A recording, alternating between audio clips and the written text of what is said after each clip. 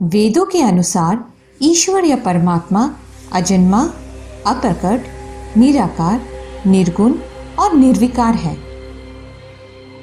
पुराणों में कहा जाता है कि भगवान शिव स्वयंभू है, जिसका अर्थ है कि वो मानव शरीर से पैदा नहीं हुए हैं।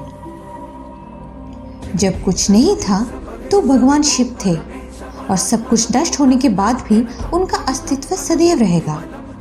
भगवान शिव को आदिदेव भी कहा जाता है, जिसका अर्थ हिंदू माइथोलॉजी में सबसे पुराने देव से है और वो देव में सबसे प्रथम है, इसीलिए उन्हें देवादिदेव महादेव कहा जाता है।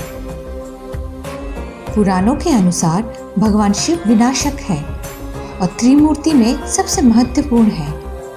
अन्य दो देव ब्रह्मा जो सृष्टि के निर्माता है और विष्णु जो रक्षक है सृष्टि के।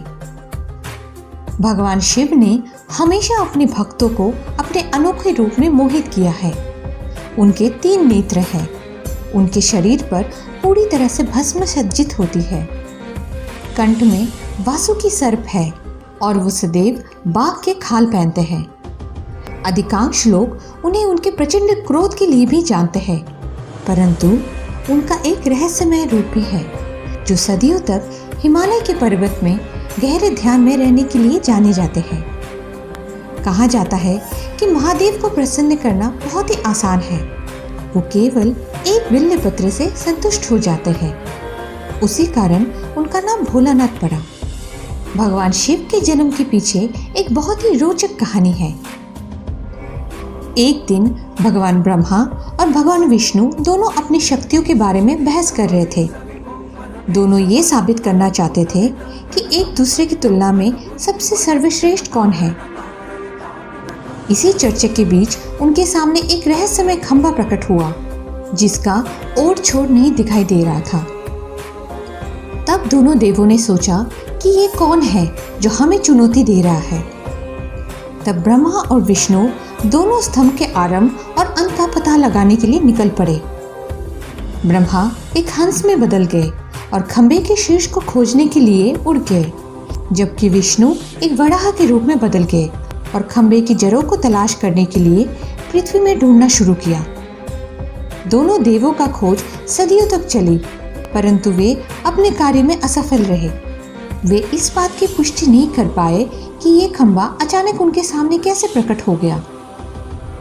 अनेकों प्रयासों के बाद भी वे दोनों असफल रहे। फिर मायूस होकर वे दोनों अपने निर्धारित स्थान पर वापस आ गए। तब उन्होंने देखा भगवान शिव, जो कि विशाल खंभे के रूप में थे, अपने वास्तविक रूप में उनके सामने प्रकट हुए। तब भगवान ब्रह्मा और भगवान विष्णु ने माना कि इस सफल ब्रह्मांड को एक सर्वोच्च महाशक्ति ही चला रही है और वो महाशक्ति स्वयंभू श्री भगवान महादेव शिव ही है। उधर एक और कहानी विष्णु पुराण में भी लिखित है। उसके अनुसार भगवान शिव विष्णु के माथे से पैदा हुए थे और ब्रह्मदेव भगवान विष्णु की नाभि से प्रकट हुए थे।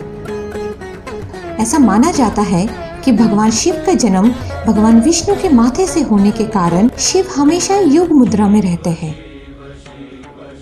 भगवान शिव कोई साधारण देवता नहीं है। वे बहुत रहस्यमय है और उनकी व्याख्या कभी भी सांसारिक परिभाषाओं से नहीं की जा सकती है। वे कई भूमिकाएं निभाते हैं और ब्रह्मांड पर एक शक्तिशाली शक्ति भी पैदा करते हैं और मुंड माला के साथ उन्हें शमशान भूमि पर ध्यान करने में खुशी महसूस होती है और वो सदैव अपने गणों के साथ रहना पसंद करते हैं। तो दर्शकों, ये था आज का एपिसोड और इसी के साथ इंडियन मिथोलॉजिकल टेल्स की तरफ से हम आप सबको महाशिवरात्रि की बहुत बहुत शुभकामनाएं देते हैं। भगवान शिव हमेशा हम सब पर अपने आशीर्वाद बनाए रखे।